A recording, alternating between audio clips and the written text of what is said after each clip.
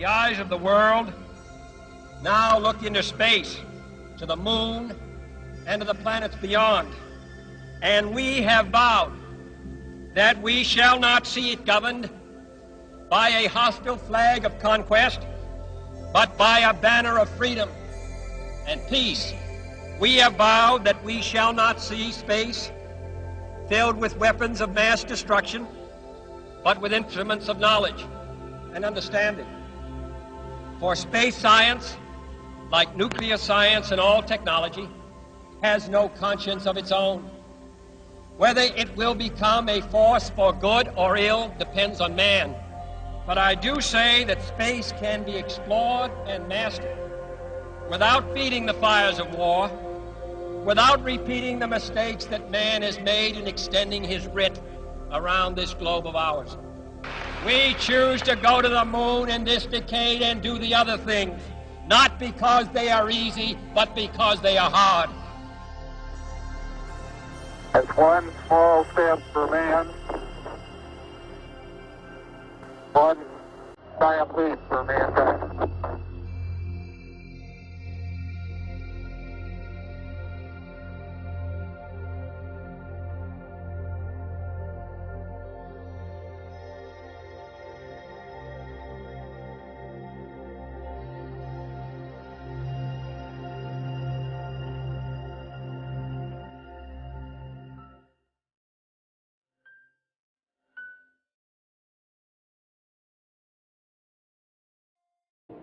When it comes to understanding the universe, we are only beginning. Humankind continually searches for patterns, trying to figure out, what is the universe made of? How does it work? How does our planet, our solar system, our galaxy, fit in with the other pieces? And what don't we know yet?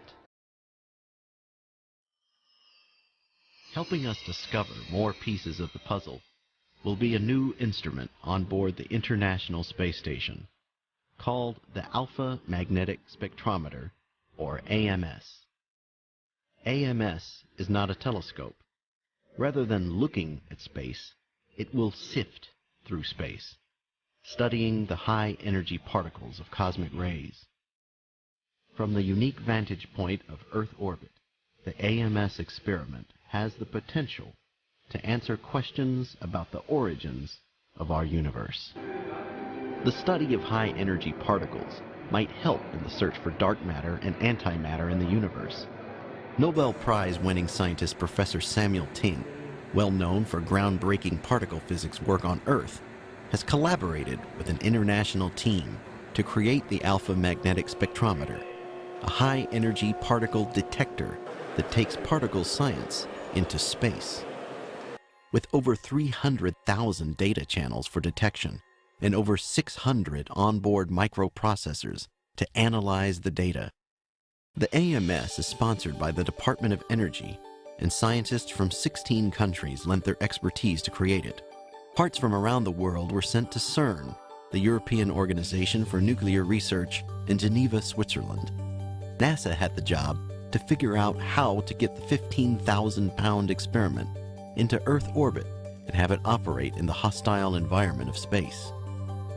The AMS was finally sent to the Kennedy Space Center, where it was ready to fly on board a space shuttle, the final large component of the space station to be sent on one of the last shuttle flights.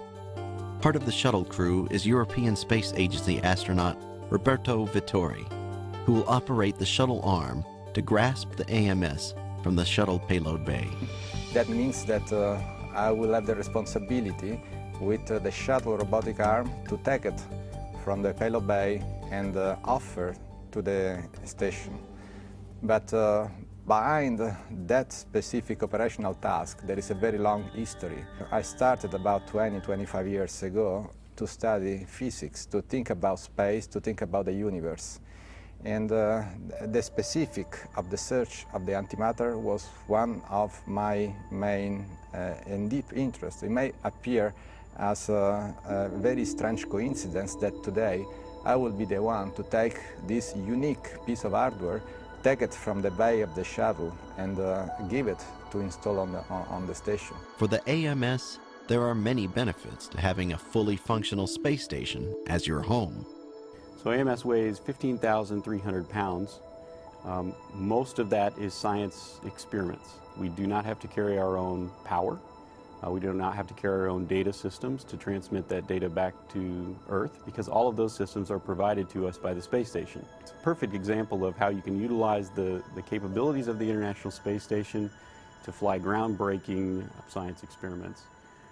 So how exactly does the AMS work? One thing it is not is a telescope. Telescopes measure photons, packages of light, both visible and invisible to the naked eye. This type of astronomy has given us most of our knowledge of the universe thus far. But the cosmos speaks to us in languages other than light. For the AMS, this will be the first time scientists study charged particles. Exploding stars and other celestial phenomena are thought to produce cosmic rays which travel across the universe and can wash up on the shores of our planet. The rays are composed of charged particles, but many of these are absorbed in our atmosphere, making it impossible to study them on Earth.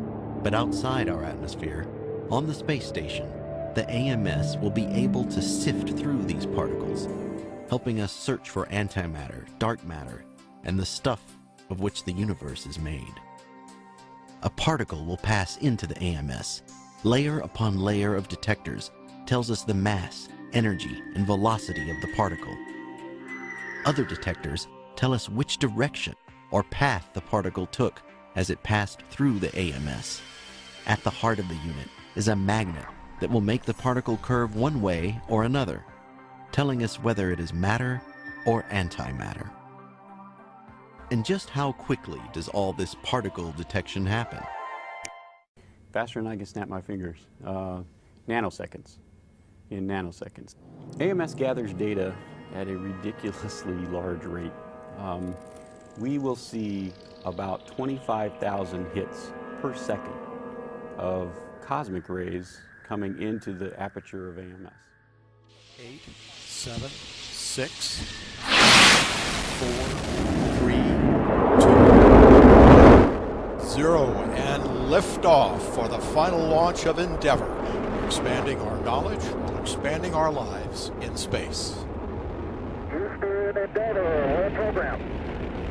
Roger, roll, Endeavour. Houston is now controlling. Endeavour beginning to pull over onto its back. The roll program underway as Endeavour begins a heads down position on course for a 51.6 degree, 136 by 36 statute mile orbit.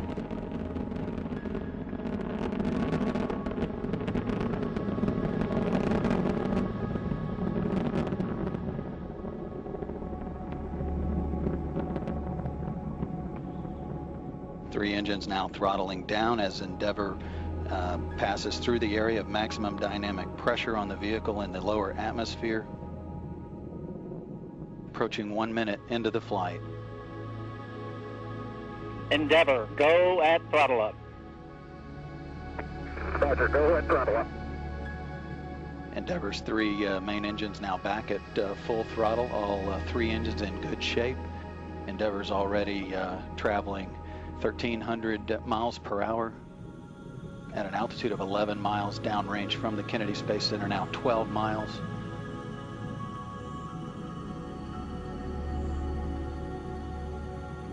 At liftoff, Endeavour fully fueled, weighed 4.5 million pounds. It's already lost half that weight in propellant now, burned that weight.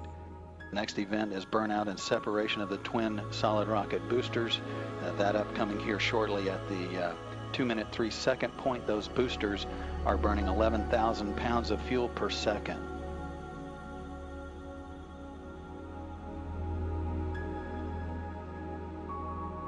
And standing by for separation of the solid rocket boosters.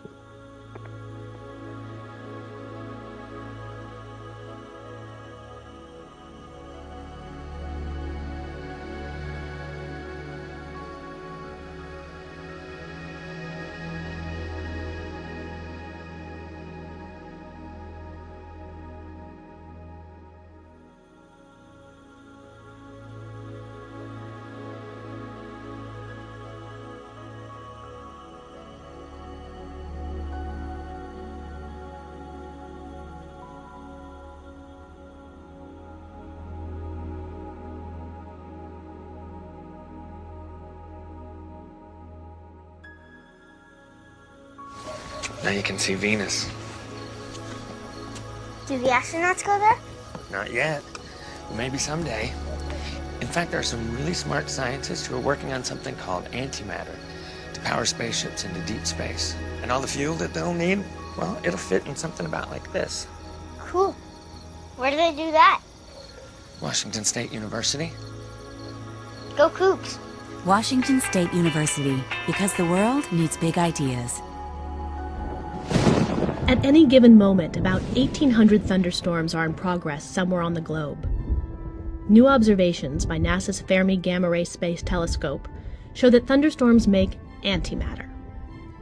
The process starts with a terrestrial gamma ray flash, or TGF, an intense pulse of gamma rays originating from thunderstorms. These dots mark TGFs observed by Fermi's Gamma Ray Burst Monitor during the spacecraft's first 8 months of operations. Researchers estimate that there may be as many as 500 TGFs each day. On December 14, 2009, as Fermi passed over Egypt, it spotted a TGF produced by a thunderstorm in Zambia. The TGF was over the spacecraft's horizon, where Fermi couldn't see it. So how could Fermi have detected it? Scientists believe that the TGF process begins in a thunderstorm's intense electrical field. Electrons within this field become accelerated upward. Above the storm, where the air is thin, the electrons can ramp up to speeds nearly as fast as the speed of light. When these ultra-fast electrons encounter an atom, they emit gamma rays. Very rarely, one of these gamma ray photons grazes an atom and transforms into a pair of particles. One, an electron, is normal matter. The other is antimatter, the electron's opposite, called a positron. The gamma rays travel in straight lines, but the charged particles spiral along lines of Earth's magnetic field. And that was the route to Fermi. The particles created by the TGF rode upward on magnetic field lines, and then struck the spacecraft. The positrons annihilated when they struck electrons in Fermi, creating a flash of gamma rays. For an instant, Fermi became a gamma ray source, and set off its own detectors. A fraction of a second later, some of the particles were bounced back along the same magnetic field line. They again passed through Fermi and again produced gamma rays. The spacecraft has observed this phenomenon on at least 4 other occasions. So the next time lightning flashes and thunder roars, remember, you may be witnessing antimatter in the making.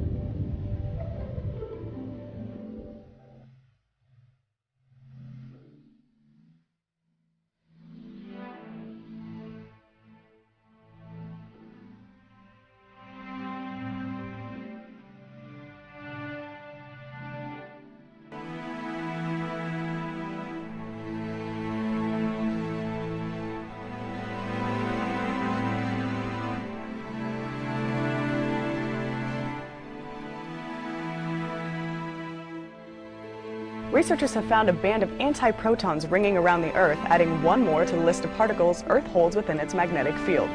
Cosmic rays constantly rain in from space, colliding with Earth's atmosphere and creating a spray of new particles. Scientists have observed antiparticles before, but this is the first time antiprotons have been observed. Many of these particles become trapped inside Earth's Van Allen radiation belts, the donut-shaped zones around Earth where particles swirl around the magnetic field. The find, described in astrophysical journal letters, confirms theories that predicted the particle. The University of Rome detected these particles using Pamela, a cosmic ray detector attached to a Russian satellite. The satellite orbited through the South Atlantic anomaly, allowing the study of geomagnetically trapped particles in the inner radiation belt. Between July 2006 and December 2008, Pamela detected 28 antiprotons trapped in the spiraling orbits around the magnetic field sprouting from the Earth's south pole.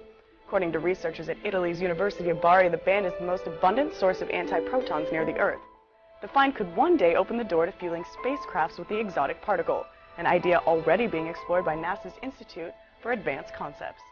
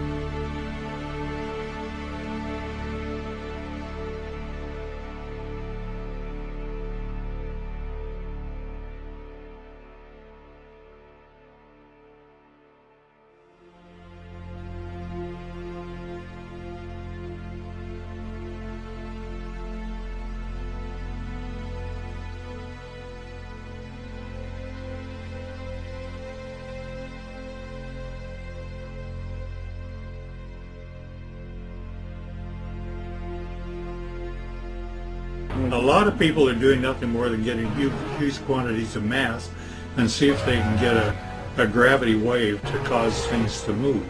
Well, that isn't what we're talking about at all. So I wondered if gravity could be related to its cousin magnetism. And so I found that when I take two magnets together, I have some neodymiums around here that I'm actually afraid of. They're so strong. They can danger you. But anyhow, you take a magnet, you go to put them together and they go clunk, right? But you take one of them, move it around, and all of a sudden it doesn't want to go together. The repulsive. So I got, I ordered one at $5,000 a piece, with a 1/4-inch hole through between both of them, and I put a brass bolt and I tightened them down, forcing them together. And then I put them together in a thing that looks kind of like a rock. Okay, and then I got another one that didn't have magnets in it. And Galileo, in all his endeavors, he went up to the Leaning Tower of Pisa and dropped he dropped a big rock and a small rock. And his buddy down the bottom kept telling him that the large rock and small rock arrived at the same time. Jim, we copied both solar wind and penetrometer drum in the ETB. Not quite yet. I haven't put the solar wind in yet, but I will shortly. I want to watch this. I have a good picture there. I've got beautiful picture, Dave. Well, in my left hand I have a feather. In my right hand a hammer. And I guess one of the reasons we got here today was because of a gentleman named Galileo a long time ago who made a rather significant discovery about falling objects in gravity fields. And we thought that where would be a better place to confirm his findings than on the moon. And so we thought we'd try it here for you. The feather happens to be appropriately a falcon feather for our falcon. And I'll drop the two of them here, and hopefully they'll hit the ground at the same time. How about that? Which proves that Mr. Galileo was correct in his findings.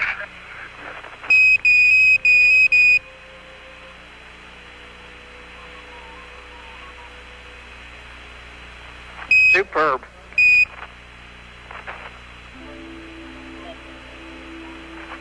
I got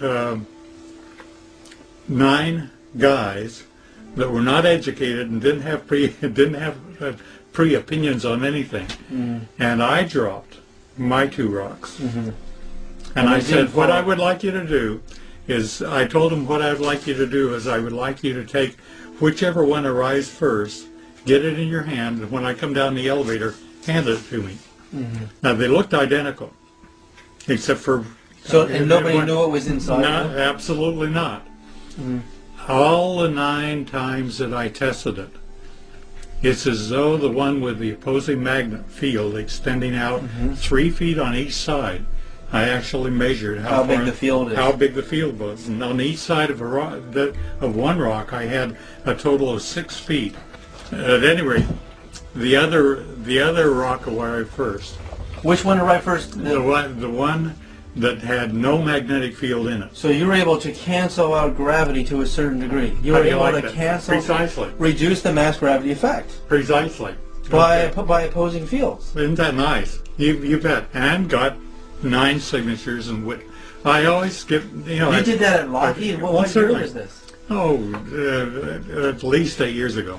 This is the actual document of Boyd's where he proved that by altering the field in a falling body, the magnetic field, it reduced its mass gravity equivalent and canceled out the effects of gravity to a certain percentage. And he did a building 500 drop test conducted from a height of 59 feet. The location is in White Settlement, Texas, and the time was 12:20 p.m. and this was in 1995, December 12th. Nobody knows this. I know it. So gravity, mass gravity is not, you can alter it. Well, gravity within itself has to have, gravity goes through anything that is solid and anything like iron or anything else. but it has to have a magnetic component, which may be canceling out within itself. But as soon as it got around my rock, it all of a sudden recognized the presence of my rock. One of Einstein's students tried to merge electromagnetism and gravity, and he rejected it. But he didn't have an experiment like you did. No, I understand. I know that. Yeah. But see, nature never uses English. It doesn't speak. It doesn't speak any language. But yet it's talking to us all the time. Right. And the key thing is to identify what it's saying.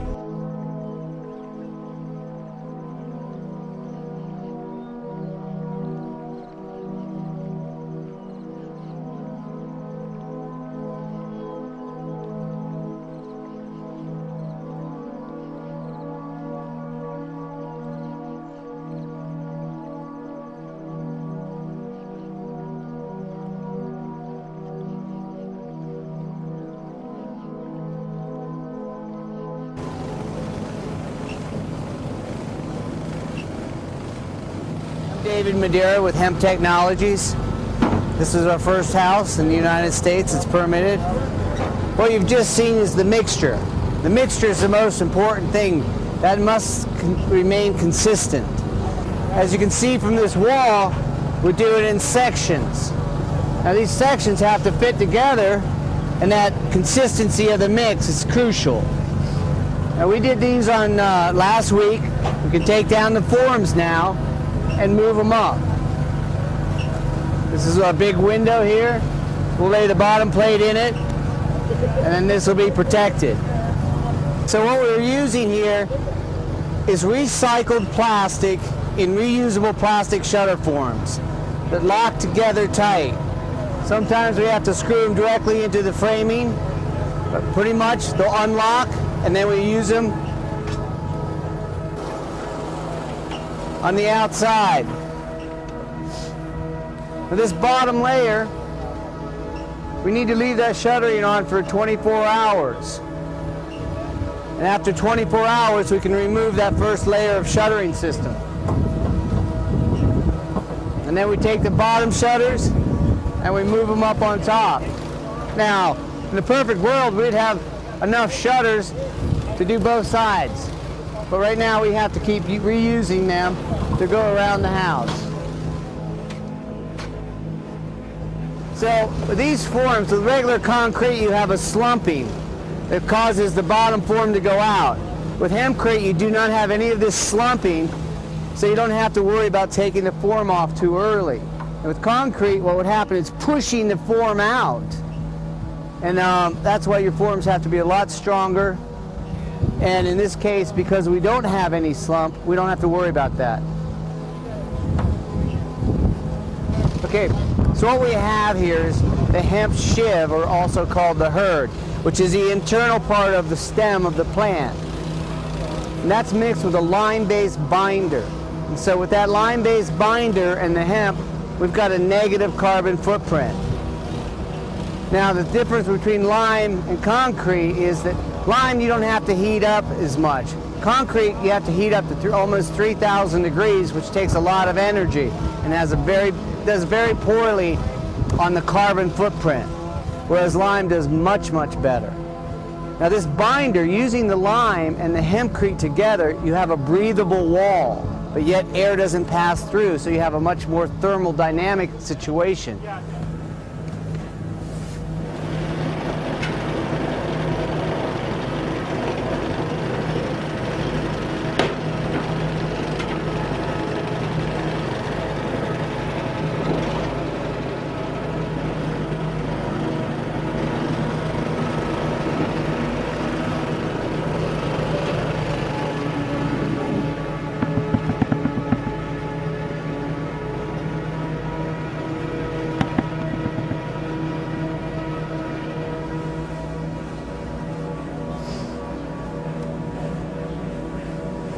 Major differences between this and straw bale is when straw bale gets wet, it doesn't do as well as this. When this gets wet, it just dries itself out naturally because of its breathing capability. And so you never have mold you never have dry rot, and you never have termites. And so this whole wall is going to breathe.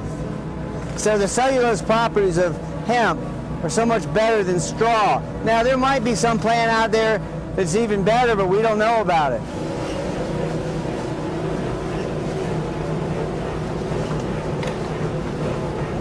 Basically what this does is, because of the lime-based binder, not only does it have a carbon negative footprint, it will pull carbon dioxide out of the air after the house is built, because the lime is trying to go back to being a rock, and it needs carbon dioxide to do that.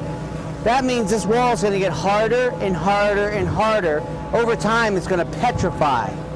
So these walls will last for thousands of years, not 40 years like what we're used to building.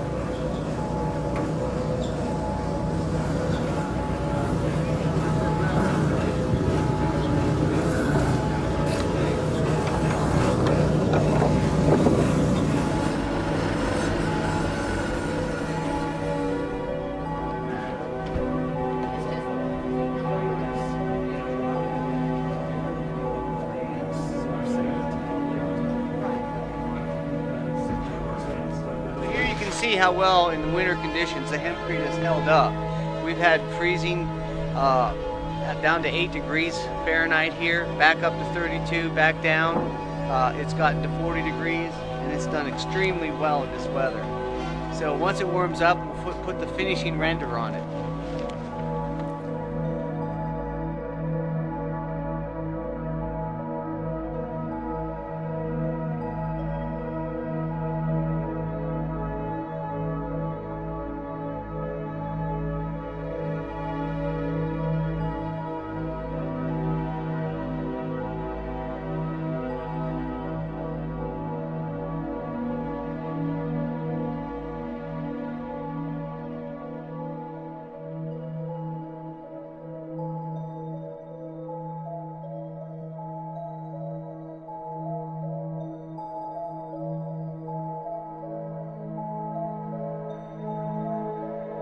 Cannabis hemp is the #1 food, fuel, fiber, paper, medicine out of any plant on earth.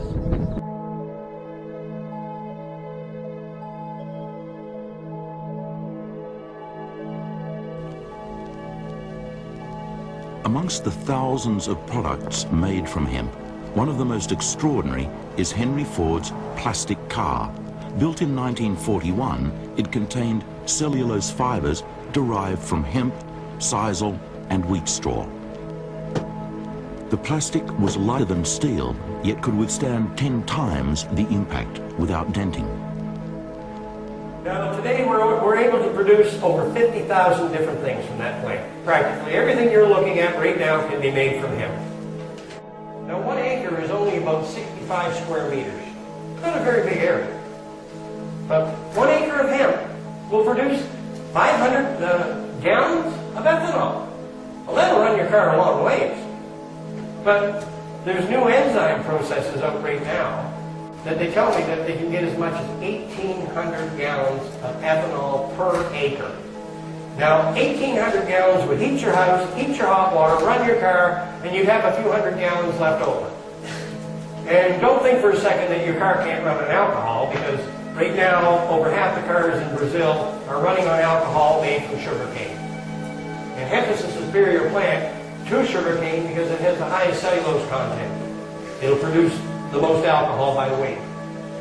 At Poet, we have a unique way that we process biomass into ethanol or cellulose into ethanol. We do that by first collecting the stover, which in this case is corn cobs and some of the light husks and leaves that come off the corn stalk. We then process that at our facility, basically take it through a milling process first. It then goes on to a pre-treatment step where we break down those particles even further, through a enzymatic hydrolysis step where we convert the cellulose and hemicellulose into sugars. Those sugars then move to a fermentation stage where over time they're converted to ethanol.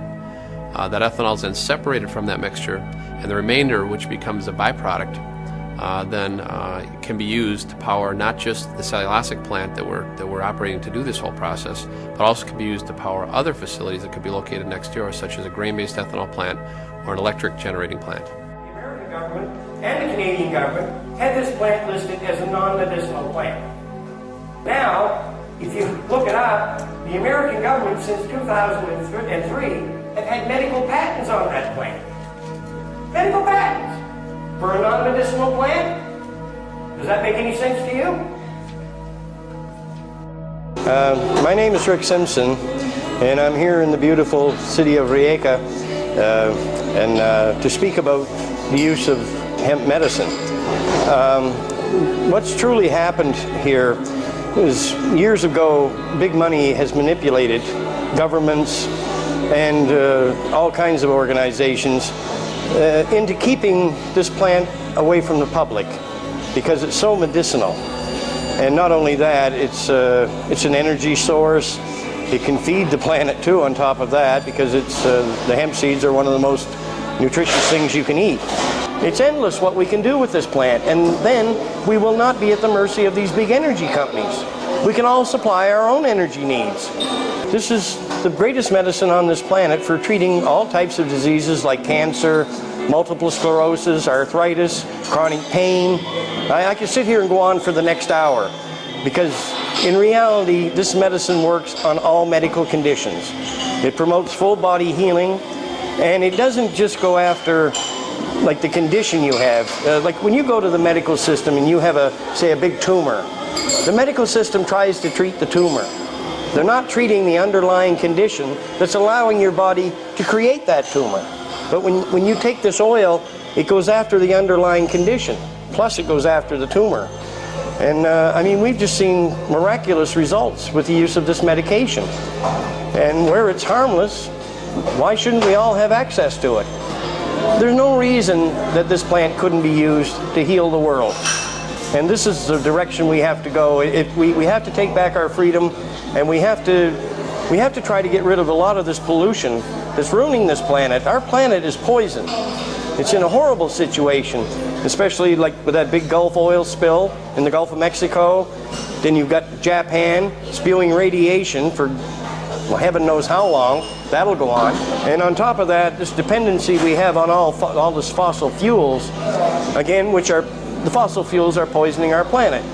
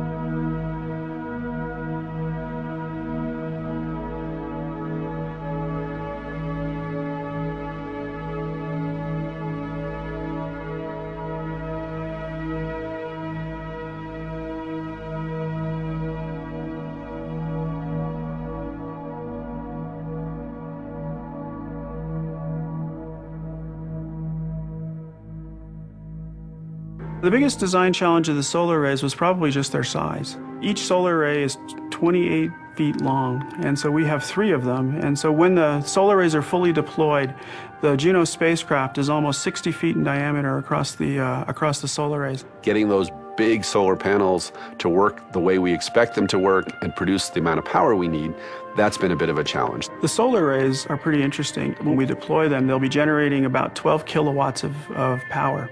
As we get further and further from the sun, that amount of energy will drop off until we finally get to Jupiter, where we're only generating 400 watts. It's not even enough to run a hairdryer. Generally, with space exploration, you're pushing the envelope of technology. Solar panels have improved a bit. Instruments have improved a bit and can run on less power.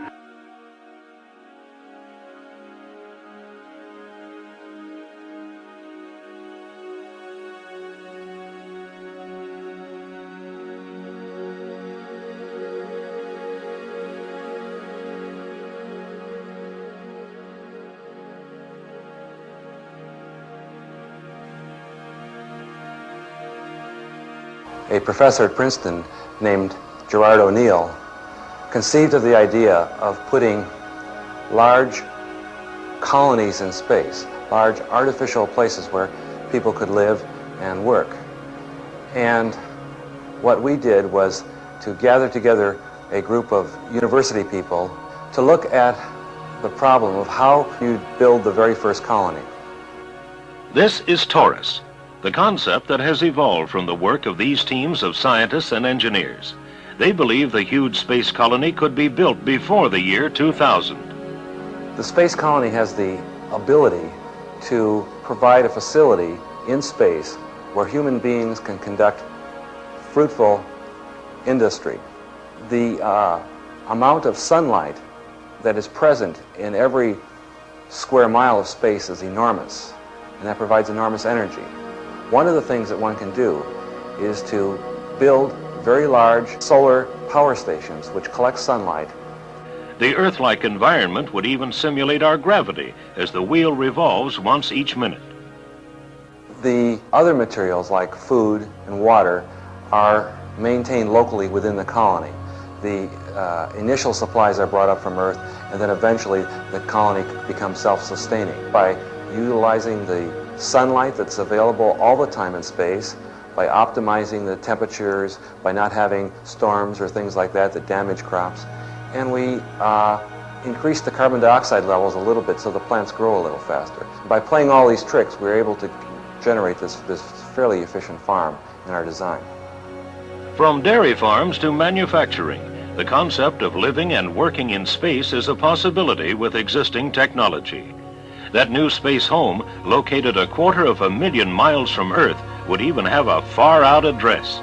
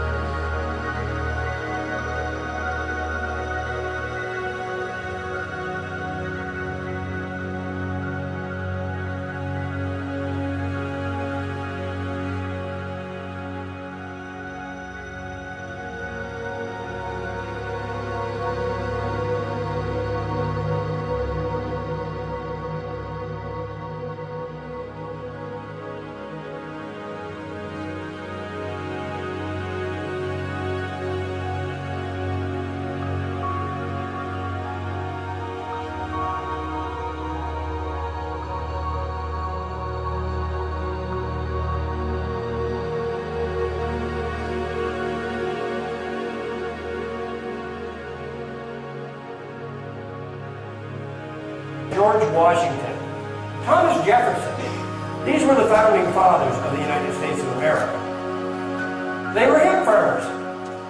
George Washington is very well recorded that George Washington used to like to sit out on his veranda at night and smoke his hemp in his pipe.